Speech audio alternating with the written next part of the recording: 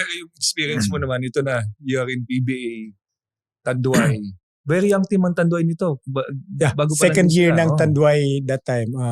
Kamusta naman yung first year sa PBA as a Tanduay player? Sabihin ko ulit swerte dahil may Jeffrey Carriazo. Nag-guide ka? Kasi kaposisyon ko siya. Pero siya yung nag-guide sa akin. Siya din, hindi ko pa naman na-try si Coach Yeng, no? Pero grabe din si Coach Al Francis. Stricto din talaga. And into details din talaga. Siyempre, film namin, Alvarado, Meng, Hatfield, and si Carriazo yung starting two, point guard namin, Jason Webb. So, reliever lang ako. Si the late Bong Tan, gusto niya ako dahil yun din yung position daw niya nang naglalaro siya. Tira, parang... Shooting guard. Shooting guard. So nakita niya ako sa practice one time na ang ganda ng shooting ko. Nakakala niya hindi na ako mag-miss. There was some games na pag maganda laro ni Jeff, second quarter na ako makalaro. Or late na. Pero pag ma-miss siya ng dalawa, makastart ako ng first quarter. Medyo late. maaga. Pero defensively, kahit feeling ko magaling ako na defensive player sa NBA, pagdating ko sa PBA, iba. Kasi may schemes ka na. Of course, natutunan din natin tendency sa NBA. Pero sa PBA, grabe. Mas detalyado. So pinag-aralan mo talaga. And may sa VHS pa yung sasabihin ko. Kasi Jeffrey Carriazo, magaling dumipensa yun. Tapos sabi niya, pag nag-viewing kami VHS, hiramin ko yung tape ni Jeff. Kasi nagsascout siya.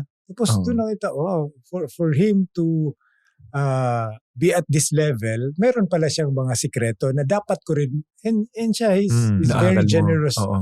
And doon ko, swerte na develop ko yung friendship sa kanya, off the court.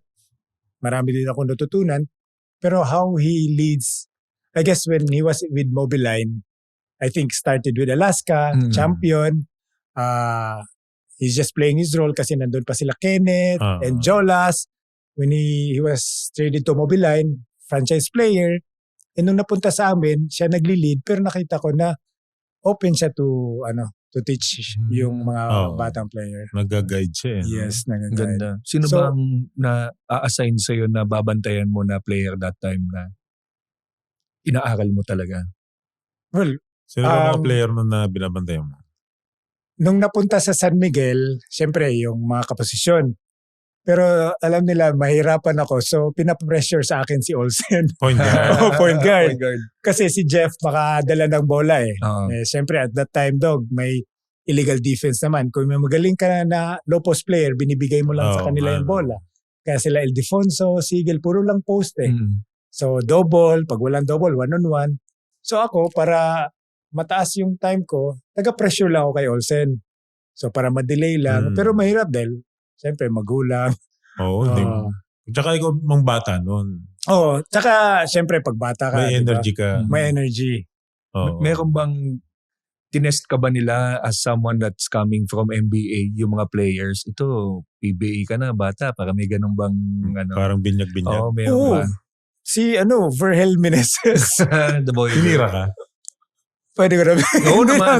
Bayaan naman ang show natin. Tapos na yun. Saka totoo, no? Totoo naman yan. Kunyari, pag walang play sa akin, rookie ka, bata ka, offensive rebound ka palagi, di ba? Para may silbi ka. Para may silbi ka, di ba? Hindi pwedeng nakaabang ka lang, pasahan ko. Hindi ka papasahan, pasok ka. So, syempre, siya, veteran na, parang... Papasukan mo ng parang siguro, na-feel ko rin when I was getting old. Likot nitong batang to So, offensive rebound ako na offensive rebound. Pag na-shoot, tatakbo pa rin ako, papasok. So, nauna ako. Na-shoot na. So, yung after mo mag-shoot, takbo ka na. Hinarangan ka? Dito, boom, nagano'n ako. Ito na yung welcome to So, ginawa ko, next, pinauna ko siya. So, nasa likod ako. So, ginanong ko na, binawi ako na. Tapos, tinuro niya ako. So, kunyaring hindi ko na napansin. Tumakbo na lang ako para kunyaring di ba? So, Sabi ko, ito pala. Which nagawa ko rin nung mga 7th year ko, 6th year ko. Na, Ganun din pala, no? diba kasi may mga rookies talaga na pasok lang ng pasok. And I was like that.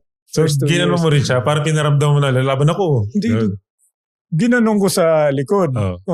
Kasi nauna ako. Na-shoot, bam! Next naman, pasok ako. Pero pinauna ko siya. So, nakabox out siya. Bam! Ginanong ko. Ulat siya. So, Verel, Mayor Verel. Mayor na. Mayor. Si doon to eh. Naging vice pa to eh. Ascended vice mayor. Vice mayor. Tapos nag-konsehal. Konsehal. Laging konsehal. Last lang 25, vice mayor yung tinakbo ko na natalo. Okay.